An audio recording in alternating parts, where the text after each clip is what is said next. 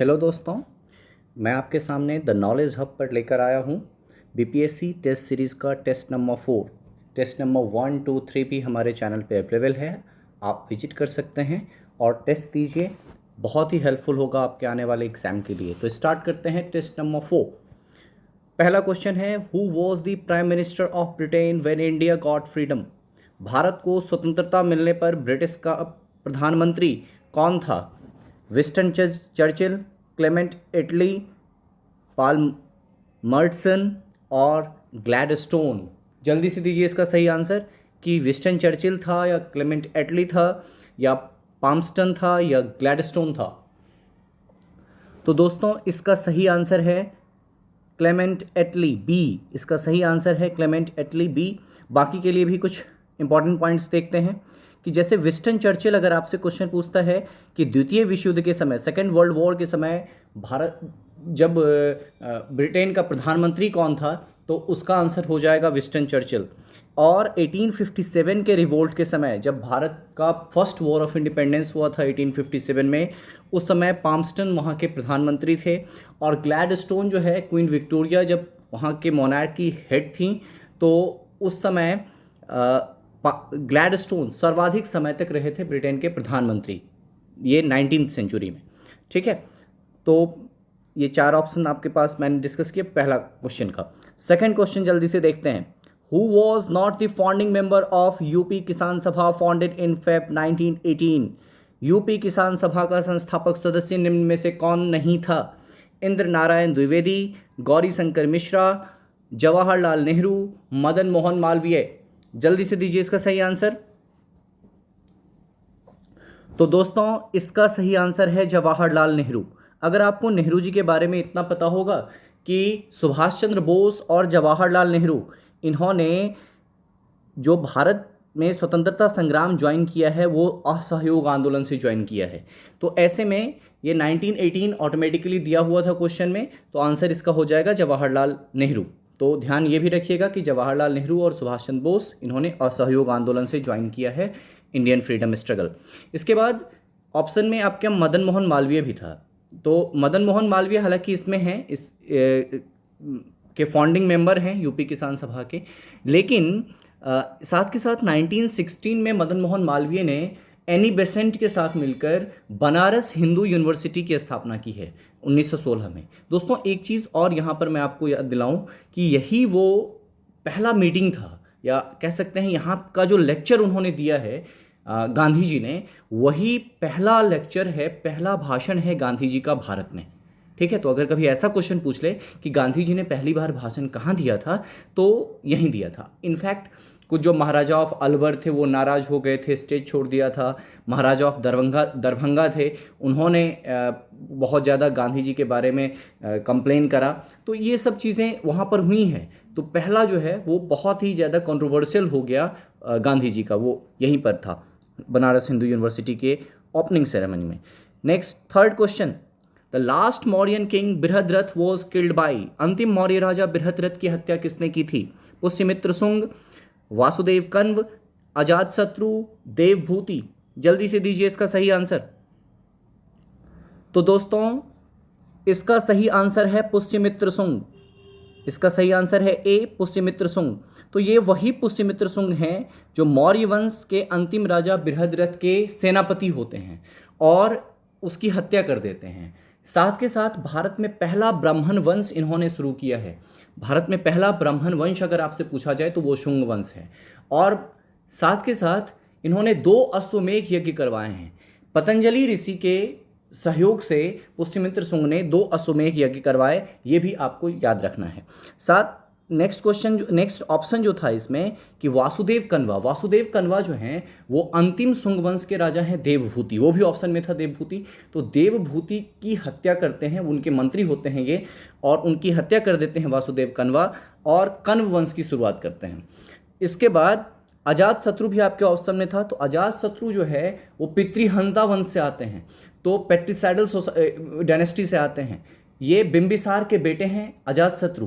बिंबिसार ये वही बिंबिसार हैं जिन्होंने मगध साम्राज्य की स्थापना की थी, हर्यंक वंश की स्थापना की है। ठीक है, तो अजातशत्रु।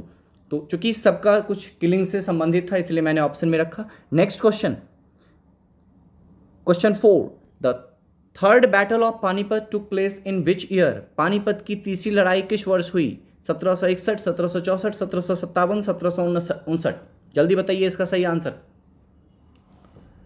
तो दोस्तों इसका सही आंसर है ए, 1761।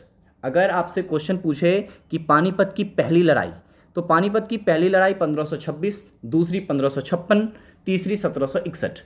पहली लड़ाई में बाबर ने इब्राहिम लोदी को हराया, दूसरी लड़ाई में अकबर ने हेमू को हराया, और तीसरी लड़ाई में अहमद शाह अब्दाली ने मराठाओं को हराया। मराठा के तरफ से सदाशिव भाव इस समय जो है वो लीड कर रहे थे। इस पर एक मूवी भी रिसेंटली आई हुई थी। तो ये third battle of Panipat. Option में और भी ऑप्शंस जो मैंने लिए थे वो उस किसी ना किसी फेमस युद्ध के लिए प्रसिद्ध है। जैसे 1764 में हुआ था बैटल ऑफ बक्सर, बक्सर की लड़ाई हुई थी। इसमें एक तरफ जो है वो शाह आलम द्वितीय उस समय के मुगल एम्पायर, उसके बाद सुजाउद्दौला अवध के नवाब, और बंगाल के नवाब थे मीर कासिम, और दूसरी तरफ अंग्रेज थे। इन तीनों के संयुक्त सेना को अंग्रेज हरा देते हैं, कंबाइंड फोर्स को अंग्रेज ब्रिटिशर्स जो है वो डिफीट कर देते हैं। ठीक है, तो 1764 में। इसके बाद 1757 ये प्लासी की लड़ाई है। प्लासी की लड़ाई में बंगाल के नवाब सिराजुद्दौला को हराते हैं रॉबर्ट क्लाइव। ठीक है, तो इनफैक्ट 1757 के प्लासी की लड़ाई ये ब्रिटिशर्स को बंगाल में एक रीजनल पावर के रूप में इस्टेब्लिश करता है, जबकि 1764 की जो बक्सर में युद्ध हुआ है वो उसके बाद ट्रीटी ऑफ इलाहाबाद की संधि होती है, जिसके तहत ब्रिटिश जो है कंपनी, जो ईस्ट इंडिया कंपनी जो है वो भारत में एक लीगल पावर बन जाता है, कानूनी शक्ति बन जाता है, क्योंकि शाह आलम द्वितीय ने बंगाल की पूरी दीवानी और निजामत दे दी है ईस्ट इंडिया कंपनी को। इसके बाद 1759 में भी एक लड़ाई हुआ था, वो बैटल ऑफ बेदारा है, बेदारा की लड़ाई है। इस लड़ाई में क्या हुआ था कि जब 1757 में सिराजुद्दौला को हटाकर मीर जाफर को नवाब बनाया गया, तो मीर जाफर देखा कि बहुत सारा इंटरफ्रेंस हो रहा है ब्रिटिश के द्वारा, ईस्ट इंडिया कंपनी के द्वारा, तो डचों के साथ मिलकर अंग्रेज के खिलाफ लड़ाई लड़ता है मीर जाफर, लेकिन मीर जाफर हार जाता है और उसके दामाद मीर कासिम को नवाब बना दिया जाता है। Next question number 5, the sultan was most literate sultan of Delhi सल्तनत। He most illiterate sultan of Delhi सल्तनत। He promulgated various ordinances for social reform. He kept religion separate from politics. Name the सुल्तान। ऐसे सुल्तान का नाम बताइए जो सबसे ज़्यादा अनपढ़ है, लेकिन वो दिल्ली सल्तनत में बहुत सारे अध्यादेश जारी करता है और रिलीजन को, धर्म को राजनीति से अलग रखता है। तो इस सुल्तान का नाम आपको बताना है। ऑप्शंस है मोहम्मद बिन तुगलक, बलबन, अलाउद्दीन खिलजी, इब्राहिम लोदी। जल्दी से बताइए इसका सही आंसर। तो दोस्तों इसका सही आंसर है सी, अलाउद्दीन खिलजी। देखिए अलाउद्दीन खिलजी के बारे में बहुत सारा कुछ आपको पता होना चाहिए कि अलाउद्दीन खिलजी मिडीवियल इंडिया का, मध्यकालीन भारत का पहला अखिल भारतीय राजा है, ऑल इंडिया रूलर है। इसके साथ साथ बहुत सारे काम उसके समय में हुए हैं। जैसे मंगोलों का आक्रमण काफ़ी बढ़ा हुआ था, तो मंगोलों पर अंकुश लगाया है इसके 4 सेनापतियों ने, एक मंगू खान, उलुग खान, आमिर खान और अकद खान ने। साथ के साथ अध्यादेश जारी करता है, जैसे शराबबंदी, ठीक है, जैसे सोशल रिफॉर्म्स के, सामाजिक सुधार के अध्यादेश जारी करता है। ठीक है, तो ये क्वेश्चन आपसे पूछा जा सकता है, अध्यादेश किसने जारी किया है सामाजिक सुधार के लिए। इसके बाद बलबन था ऑप्शन में, तो बलबन लौह और रक्त की नीति अपनाता है, बहुत ज़्यादा मिलिट्री रिफॉर्म पर बल देता है, सैन्य सुधार पर बल देता है, और सैन्य को पहली बार सैन्य की महत्ता समझने वाला सुल्तान दिल्ली सल्तनत में था बलबन, और उसने बहुत ही ज़्यादा पावरफुल बनाया है अपनी आर्मी को। इसके बाद इब्राहिम लोदी भी ऑप्शन में था। इब्राहिम लोदी जो है वो पानीपत की जो पहली लड़ाई है उसमें हार जाता है और मारा भी जाता है। ये एकमात्र ऐसा दिल्ली सल्तनत का सुल्तान है जो कि बैटलफील्ड में, युद्ध भूमि में मारा जाता है, और किसके द्वारा? बाबर के द्वारा। एक चीज़ और पानीपत की जो पहली लड़ाई थी उसमें ध्यान रखिएगा कि पहली बार इस लड़ाई में बाबर ने तोप और बारूद का प्रयोग किया है। गन पाउडर और कैनन का जो यूसेज है first time in India in the first battle of Panipat में हुआ था। Question number 6, vice president is ex officio chairman of. राष्ट्रपति पदेन सभापति होते हैं या पदेन अध्यक्ष हैं Lok Sabha, Rajya Sabha, NITI Aayog, inter state council. जल्दी से दीजिए इसका सही आंसर। तो दोस्तों इसका सही आंसर है बी, राज्यसभा। राज्यसभा इसका सही आंसर है।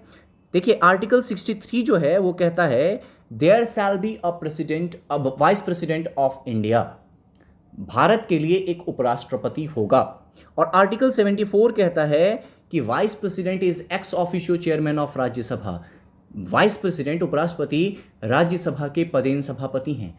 कुछ चीज़ें मैं आपको बताता हूं। देखिए उपराष्ट्रपति का अपना कोई काम नहीं है। जब कभी भी भारत के राष्ट्रपति अनुपस्थित होंगे या उनका पद खाली होगा तो उपराष्ट्रपति उस समय राष्ट्रपति बन जाएंगे और राष्ट्रपति को मिलने वाले सारे अधिकार उस समय उपराष्ट्रपति को मिलेंगे और उस समय वो राज्यसभा के सभापति के रूप में काम नहीं करेंगे। अन्यथा अगर भारत के राष्ट्रपति अगर मौजूद हैं तो फिर उपराष्ट्रपति का कोई काम बेसिकली नहीं है, उनका केवल एकमात्र काम है राज्यसभा के सभापति के रूप में। ठीक है, तो ये आपको ध्यान रखना है। इसके बाद जो चेयरमैन ऑफ लोकसभा है वो लोकसभा स्पीकर होते हैं और चेयरमैन ऑफ नीति आयोग जो है वो प्राइम मिनिस्टर होते हैं। ठीक है, प्राइम मिनिस्टर बहुत सारे परिषद के बहुत सारे कमेटी के चेयरमैन होते हैं, उसमें से एक नीति आयोग भी है और इंटर स्टेट काउंसिल भी है, अंतर्राज्यीय परिषद भी है। Next question, question number 7, which one of the following articles couldn't be suspended during emergency. आपातकाल के दौरान निम्न में से कौन सा अनुच्छेद निलंबित नहीं किया जा सकता है। Article 20 and 22, article 20 and 21, article 19 and 20, article 19 and 21। जल्दी से दीजिए इसका सही आंसर। तो इस क्वेश्चन का सही आंसर है बी, आर्टिकल 20 एंड 21। दोस्तों देखिए आर्टिकल 20 और 21 जो है पहले सस्पेंडेड किया जा सकता था। ये जो suspension of fundamental rights during emergency है, मौलिक अधिकारों का हनन आपातकाल के दौरान है, ये जर्मनी से लिया गया है। और 1978 से पहले 44वें संविधान संशोधन अधिनियम 1978 से पहले इसको निलंबित किया जा सकता था 20 और 21 को भी, लेकिन इसके 44th कॉन्स्टिट्यूशनल अमेंडमेंट एक्ट 1978 के तहत ये प्रावधान किया गया कि सारे ही अनुच्छेद निलंबित हो सकते हैं, उनके तहत जो प्रावधान है वो निलंबित हो सकते हैं, लेकिन 20 और 21 के तहत नहीं। 20 में क्या था कि rights in case of conviction, दोषारोपण के समय मिलने वाले अधिकार, और आर्टिकल 21 में क्या है तो right to freedom and personal liberty, right to life and personal liberty, जीवन एवं व्यक्तिगत स्वतंत्रता का अधिकार आर्टिकल 21 में है। तो ये कुछ चीज़ें आपको ध्यान रखनी है, 20 और 21 काफ़ी इंपॉर्टेंट हो जाते हैं। Question number 8, curative petition was in news recently, it is under which article of the constitution. Curative petition हाल ही में खबरों में था, ये संविधान के किस अनुच्छेद के तहत है। अनुच्छेद 124, 137, 143, 123। जल्दी से दीजिए इसका सही आंसर। देखिए हाल में जो निर्भया कांड के अभियुक्त थे वो बार बार कभी रिव्यू पेटिशन, कभी मर्सी पेटिशन, कभी क्यूरेटिव पेटिशन डाल रहे थे, तो ये काफ़ी न्यूज़ में था। आपको बताना है कौन से नंबर आर्टिकल में है ये। तो इसका सही आंसर है बी, ये आर्टिकल 137 के तहत है। अब देखिए होता क्या है क्यूरेटिव पेटिशन। देखिए एक अंतिम तरीका है क्यूरेटिव पेटिशन का कि कहते हैं कि जब तक कोई किसी भी दोषी के ऊपर पूर्णतया दोष साबित ना हो जाए तब तक वो निर्दोष है, भारतीय जो लॉ प्रणाली है, जो कानूनी व्यवस्था है उसके अंतर्गत। तो ऐसे में व्यक्ति के अंतिम समय तक उनको मौका दिया जाता है। तो पहले अगर वो रिव्यू पिटीशन भी दायर कर चुका है, वहाँ से भी उसके नेगेटिव फैसले आ गए, मर्सी पिटीशन दया याचिका डाला राष्ट्रपति के पास आर्टिकल 72 के अंतर्गत, तो वो भी खारिज हो गया है, तो वो एंड में क्यूरेटिव पिटीशन डाल सकता है। ठीक है, इसके बाद आर्टिकल 124 था ऑप्शन में। आर्टिकल 124 जो है भारत में सुप्रीम कोर्ट, सर्वोच्च न्यायालय की व्यवस्था करता है, स्थापना करता है। तो आप क्वेश्चन अगर कभी पूछे कि under which article Indian supreme court was constituted, तो आर्टिकल 124 किस डेट को, तो 28 जनवरी 1950 को। इसके बाद आर्टिकल 143 जो है वो एडवाइजरी ज्यूरिसडिक्शन है सुप्रीम कोर्ट का। इसका मतलब समझते हैं कि कभी राष्ट्रपति को लगता है कि किसी मुद्दे पर सुप्रीम कोर्ट का कुछ डिसीजन मैटर कर सकता है, तो वो राष्ट्रपति ऐसा सीख कर सकते हैं, उस मामले को सुप्रीम कोर्ट से पूछ सकते हैं कि भाई इस पर हम क्या करें। तो वैसे में सुप्रीम कोर्ट अपने डिसीजन के माध्यम से या अदर मेथड से राष्ट्रपति को एडवाइस प्रोवाइड करवाती है। लेकिन एक चीज़ और ध्यान रखना है कि ये जो एडवाइस सुप्रीम कोर्ट द्वारा दिया जाता है राष्ट्रपति को, वो बाइंडिंग नहीं होता राष्ट्रपति के ऊपर, मतलब राष्ट्रपति वो मानेंगे ही मानेंगे, ऐसा नहीं है। इसके बाद आर्टिकल 123 जो है वो प्रमलगेशन ऑफ ऑर्डिनेंसेस है, जब कभी भी संसद के दोनों सदन सत्र में नहीं होते हैं उस समय राष्ट्रपति के पास आर्टिकल 123 के तहत यह अधिकार होता है कि वो ऑर्डिनेंस जारी कर सकते हैं। ये ऑर्डिनेंस उसी तरह का लॉ होता है जिस तरह से संसद द्वारा पारित कानून होता है। ये एक चीज़ यहाँ ध्यान रखना है कि ऑर्डिनेंस एक बार अगर लागू किया जाता है तो जब संसद का सत्र फिर से आ जाएगा तो उसके 6 हफ्ते के भीतर उसको पारित करवाना पड़ेगा। उस ऑर्डिनेंस को एज अ बिल पेश करना होगा, दोनों सदन से पारित करवाना होगा, तभी ये जारी रह सकता है, अदरवाइज ये खारिज हो जाएगा। Question number 9, who appoints national finance commission? राष्ट्रीय वित्त आयोग की नियुक्ति कौन करता है? President, prime minister, vice president, Lok Sabha speaker? जल्दी से दीजिए इसका सही आंसर। तो दोस्तों इसका सही आंसर है प्रेसिडेंट। इसका सही आंसर है प्रेसिडेंट, ए। अब देखिए राष्ट्रीय वित्त आयोग जो है, नेशनल फाइनेंस कमीशन जो है, उसकी व्यवस्था या उसका कॉन्स्टिट्यूशन जो है वो आर्टिकल 280 के तहत हुआ है कॉन्स्टिट्यूशन के। मतलब आर्टिकल 280 कहता है there shall be a national finance commission for India. अब उसका काम जो है ये बताया गया है कि it will suggest the distribution of taxes between the centre and the states. मतलब क्या है इसका कि राज्य और केंद्र के बीच में जो टैक्स का बंटवारा होगा वो वित्त आयोग के सिफारिशों के आधार पर ही होगा। लेकिन एक चीज और है कि ये जो भी सिफारिश वित्त आयोग देते हैं सरकार उसको मान भी सकती है और नहीं भी मान सकती है। मतलब मैंडेटरी नहीं है, बाइंडिंग नहीं है सरकार के ऊपर। तो ये चीज भी ध्यान रखिएगा। अब आर्टिकल 280 में तो फाइनेंस कमीशन है, तो आज तक कितने फाइनेंस कमीशन गठित किए गए हैं, कितने वित्त आयोग गठित किए गए? तो आज तक टोटल 15 वित्त आयोगों का गठन हुआ है और 15वां वित्त आयोग के जो चेयरमैन हैं वो हैं एनके सिंह। उन्होंने भी इस वित्त आयोग ने भी अपना रिपोर्ट दे दिया है। इसमें बहुत सारे कुछ चीज़ों को बढ़ाया घटाया भी गया है, ठीक है। तो ये वित्त आयोग का करते हैं कौन? President. Question number 10, Which one of the following 5-year plan was based on the priority of basic and heavy industries? Basic और हेवी इंडस्ट्रीज की प्राथमिकता के आधार पर निम्नलिखित में से कौन सी पंचवर्षीय योजना थी? पहली, दूसरी, तीसरी, चौथी? जल्दी बताइए इसका आंसर। तो दोस्तों इसका आंसर है सेकेंड 5-year प्लान। देखिए सेकेंड 5-year प्लान, आप जब भी पंचवर्षीय योजना की बात आएगी तो आपसे पूछा जा सकता है कब शुरू हुआ पंचवर्षीय योजना? तो 1951 में पहली पंचवर्षीय योजना, तो 1951 से 56। द्वितीय पंचवर्षीय योजना 56 से 61, तृतीय 61 से 66, लेकिन फिर रुक जाता है। 66 से 69 जो है वो एनुअल वार्षिक वित्तीय अनुलेख आना शुरू हो जाता है और 69 से 74 जो है वो फिर चौथी पंचवर्षीय योजना लाई जाती है। तो सबका अपना अपना कुछ मोटो था। जैसे पहली पंचवर्षीय योजना में मेन फोकस किया गया था एग्रीकल्चर के ऊपर। जो द्वितीय पंचवर्षीय योजना है उसमें बेसिक और हेवी इंडस्ट्रीज पर ज़्यादा फोकस किया गया, बहुत सारे आयरन और स्टील के प्लांट्स स्थापित किए गए। और ये जो सेकंड वाला जो क्वेश्चन था आपका सेकंड 5-year प्लान का, ये पीसी महलानोबिस प्लान भी इसको कहा जाता है, उन्होंने ही पूरा खाका इसका तैयार किया था। जो थर्ड है उसमें चूंकि लगा कि सेकंड 5-year प्लान में एग्रीकल्चर बिल्कुल पीछे छूट जा रहा है तो थर्ड में फिर से दोनों पर फोकस किया गया। लेकिन third plan was one of the biggest failure, बहुत ही ज़्यादा फेल्योर हो जाता है क्योंकि दो युद्ध उसमें आ जाते हैं। क्योंकि 62 में चाइना के साथ युद्ध लड़ना होता है, 65 में पाकिस्तान के साथ युद्ध लड़ना होता है। और फोर्थ 5-year प्लान जो है मेन फोकस किया गया था सामाजिक न्याय के साथ विकास के ऊपर, सामाजिक social justice with growth with social justice. Next question, recently stock market is witnessing fall in share price. When there is pessimism in this capital market it is termed as. Share market में जब गिरावट हो रहा हो शेयरों के कीमत में तो उस समय की अवस्था को क्या कहते हैं? बुल, हेजिंग, बियर या डिफ्लेशन? जल्दी से दीजिए इसका सही आंसर। तो दोस्तों इसका सही आंसर है बियर। इसका सही आंसर है बियर। देखिए जब कभी भी शेयर मार्केट में प्राइस ऊपर की ओर होगा तो उसको कहेंगे बुल और नीचे की तरफ होगा तो उसको कहेंगे बियर। इसके साथ साथ एक और ऑप्शन इसमें था हेजिंग। देखिए हेजिंग समझिए कि जब कभी भी बहुत सारा एक साथ किसी, जैसे सपोज कीजिए कि किसी कंपनी का शेयर बहुत ज़्यादा नीचे गिरा हुआ है तो उस समय किसी बड़े इन्वेस्टर ने बहुत ज़्यादा पैसा लगाया और उस शेयर को परचेज कर लिया। अब चूंकि उस शेयर का परचेजिंग बहुत ज़्यादा हो रहा है, ट्रेडिंग उसका बहुत ज़्यादा हो रहा है, तो शेयर में उछाल आना शुरू हो जाएगा। अगर वो 20 रुपये का शेयर है तो हो सकता है 2 से 3 दिन में ही, अगर एक साथ बहुत ज़्यादा खरीद लिया गया तो 50 के आसपास चला गया। और इस बीच में जितने भी लोगों ने खरीदारी की, अब वो 50 के आसपास गया। तो ऐसे में फिर से उस व्यक्ति ने जिसने बहुत सारे शेयर 20 रुपये पे खरीद लिए थे, उसने फिर से बेच दिया।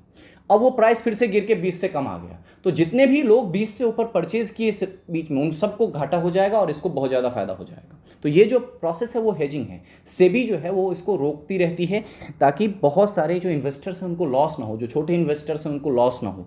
ठीक है, next question number 12। Apart from anti HIV drugs, ICMR is also thinking 1T for the replacement of SCQ drugs. Name the T. एंटी-HIV दवाइयों के अलावा ICMR भी SCQ ड्रग्स के प्रतिस्थापन के लिए एक चाय के बारे में सोच रही है। चाय का नाम बताइए। Darjeeling T, Kangra T, Nilgiri T, Assam T. जल्दी बताइए इसका सही आंसर। तो दोस्तों इसका सही आंसर है बी। इसका सही आंसर है बी, कांगड़ा टी। अब यहाँ से कुछ एक्स्ट्रा इन्फॉर्मेशन देखिए। जो दार्जिलिंग चाय है वो भारत में सबसे पहले GI टैग मिला था दार्जिलिंग टी को। और GI टैग का मतलब होता है भौगोलिक संरक्षण या भौगोलिक पहचान, जिसके तहत कि दार्जिलिंग टी के नाम से कोई दूसरा जगह से कोई नहीं बेच सकता है। दार्जिलिंग टी वो वहाँ के ही प्लांट के लोग बेच पाएंगे।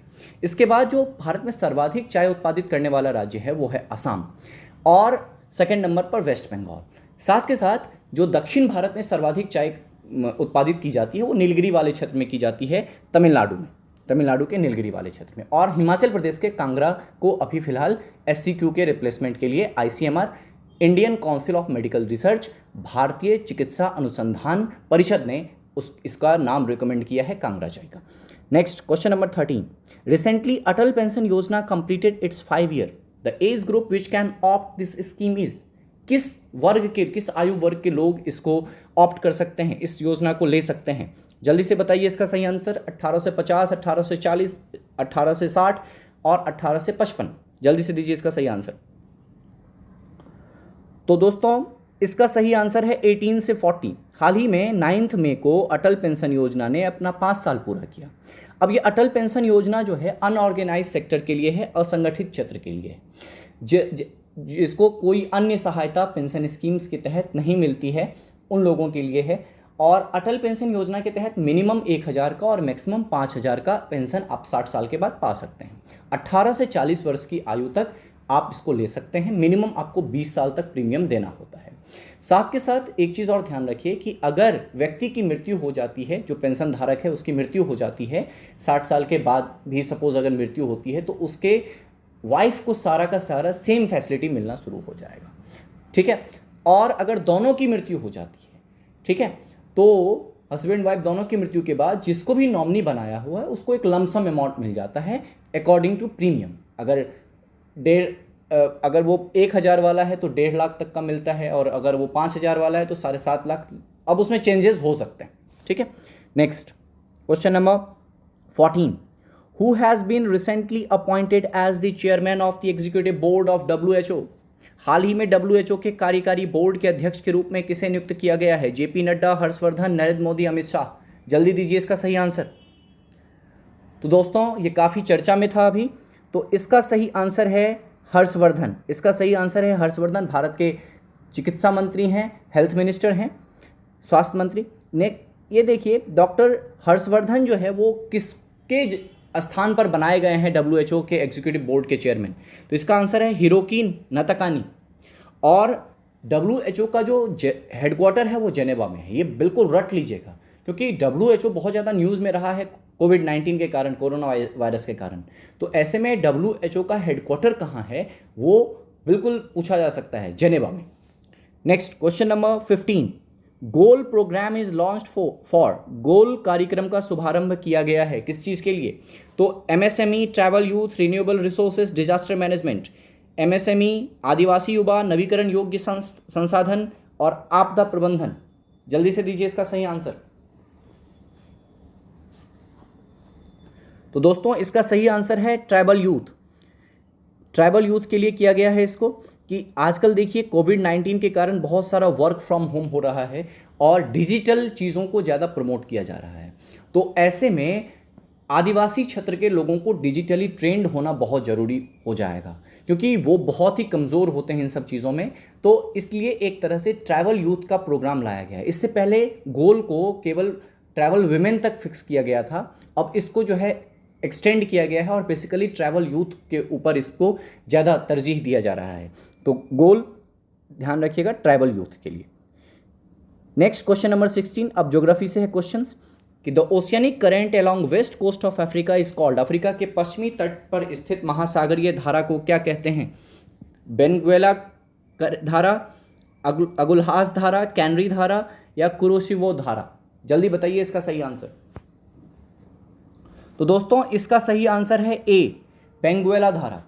अब देखिए अलग अलग जो ऑप्शन है, जैसे पश्चिमी तट पर अफ्रीका के है तो क्या कह दिया उसको? Benguela current. और अगर ये ईस्टर्न कोस्ट पे है, पूर्वी तट पे है, तो इसको कहेंगे अगुलहास। और वेस्ट कोस्ट ऑफ यूरोप अगर है तो उसको कहेंगे कैनरी। और अगर ईस्ट कोस्ट ऑफ एशिया है, रसिया के ईस्टर्न पार्ट में या जापान के आसपास, तो उसको कहेंगे क्या? कुरोशियो। तो अब देखिए एक चीज़ यहाँ से एक पॉइंट आप नोट कर सकते हैं कि जनरली जो महासागरीय धारा है वो किसी महाद्वीप के अगर पश्चिमी कोस्ट पर है, पश्चिमी तट पर है, तो वो कोल्ड करंट होती है, ठंडी धारा होती है। और अगर वो ईस्ट कोस्ट पे है ना, तो वो वार्म करंट होगी, गर्म जलधारा होगी। ठीक है, ये बिल्कुल ध्यान रखिएगा। अब यहाँ पर अलग अलग तटीय धाराओं के नाम अलग अलग हैं, तो अगर वो ईस्ट में है या वेस्ट में है, वहाँ से अपने को पता लग जाएगा कि ठंडी होगा या ठंडी जलधारा होगी या गर्म होगी। Next question number 17, the Eurasian and Indian plate are converging, diverging, parallel, can't be compared. Eurasian और इंडियन प्लेट अभिसारी प्लेट हैं या अपसारी हैं या समानांतर हैं या इनकी तुलना नहीं की जा सकती? जल्दी से दीजिए इसका सही आंसर। तो दोस्तों इसका सही आंसर है बी, ए, कन्वर्जिंग। इसका सही आंसर है कन्वर्जिंग। आपको ध्यान भी होगा कि जब कहते हैं कि हिमालय का निर्माण कैसे होता है, तो हिमालय का निर्माण कैसे हुआ? तो एक टेथिस सागर था यूरेशियन और इंडो ऑस्ट्रेलियन प्लेट के बीच में, फिर इन दोनों के बीच में टकराहट होती है, फिर वो टेथिस सागर चेंज हो जाता है हिमालय में, और उसके जितने भी वाटर बॉडीज़ हैं वो हिमालय के ग्लेशियर्स और रिवर्स में कन्वर्ट हो जाते हैं। तो ये कन्वर्जिंग है और आज भी इनमें कन्वर्जन है, और डैट्स वाई अभी भी हिमालय की जो ऊंचाई है वो दिन प्रतिदिन बढ़ती जाती है, कुछ सेंटीमीटर साल दर साल बढ़ती चली जा रही है। नेक्स्ट, तो यही लिखा हुआ है हिमालय का निर्माण हुआ है इनके कारण। Question number 18, which one of the following valley is the largest producer of coal in India? कोयले का सर्वाधिक उत्पादन करने वाला घाटी कौन सा है? तो इसका आंसर जल्दी से बताइए। सोन वैली, दामोदर वैली, ब्राह्मणी वैली और महानदी वैली? तो दोस्तों इसका सही आंसर है बी, दामोदर वैली। इसका सही आंसर है बी। अब देखिए दामोदर वैली है कहाँ पर, दामोदर घाटी है कहाँ पर? तो दामोदर घाटी ये झारखंड और पश्चिम बंगाल में है। झारखंड का आप धनबाद, झरिया जो धनबाद डिस्ट्रिक्ट में है, बहुत बड़ा खदान है, वहाँ पर कहा जाता है कि एक खदान में हमेशा आग लगा रहता है। और उसके बाद कर्णपुरा या रामगढ़ या बोकारो या गिरिडीह, ये सब झारखंड में है। झारखंड सर्वाधिक कोयले का उत्पादन करने वाला राज्य भी है।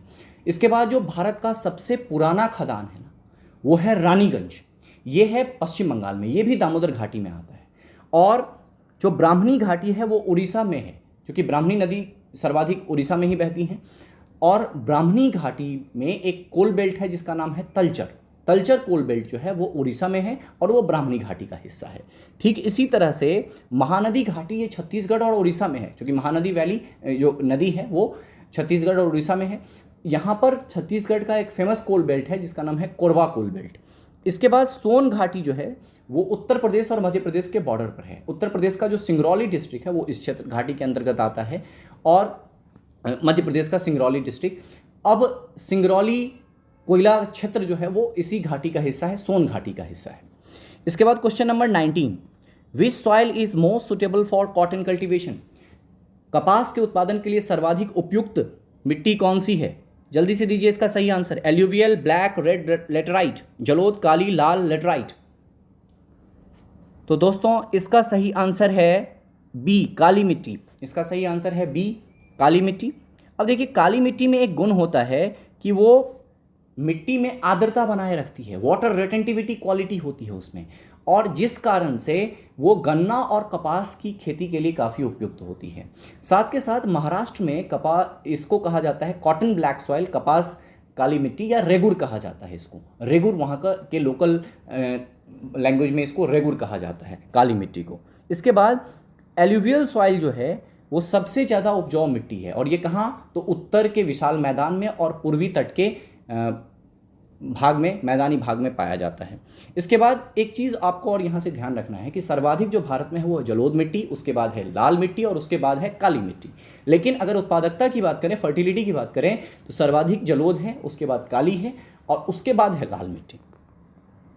इसके बाद जो ऑप्शन में था लेटराइट मिट्टी, लेटराइट सॉइल जो है वो वैसे जगहों पर पाया जाता है जहाँ पर काफ़ी ज़्यादा बारिश होती है, जैसे पश्चिमी तट, भारत का पश्चिमी तट, और या नहीं तो शिलोंग का पठार। देखेंगे शिलोंग के पठार में मौनसीराम और चेरापूंजी सर्वाधिक वर्षा वाले क्षेत्र हैं, और पश्चिमी तट वो भी मानसून के दिनों में काफ़ी ज़्यादा बारिश होती है। तो जनरली जो है लेटराइट सॉइल वहाँ पर मिलेगा आपको जहाँ बारिश अधिक होगी, और इसमें एक लीचिंग का प्रोसेस होता है। लीचिंग क्या होता है, तो जो टॉप मोस्ट सॉइल है उसमें एल्यूमिनियम, आयरन और सिलिका होता है, तो ज़्यादा बारिश के कारण सिलिका ज़मीन के अंदर चला जाता है। इसी प्रोसेस को लीचिंग कहते हैं या निछालन कहते हैं, और ज़मीन के ऊपर एल्युमिनियम और आयरन रह जाता है। और आयरन का कलर चूंकि रेड होता है, हेमेटाइट आयरन जनरली इंडिया में पाया जाता है, तो आयरन का कलर रेड होता है, इसलिए लेटराइट मिट्टी का भी कलर रेड होता है। Question number 20, which one of the following grassland is in south America? दक्षिण अमेरिका में निम्नलिखित में से कौन सा चारागाह या घास का मैदान है?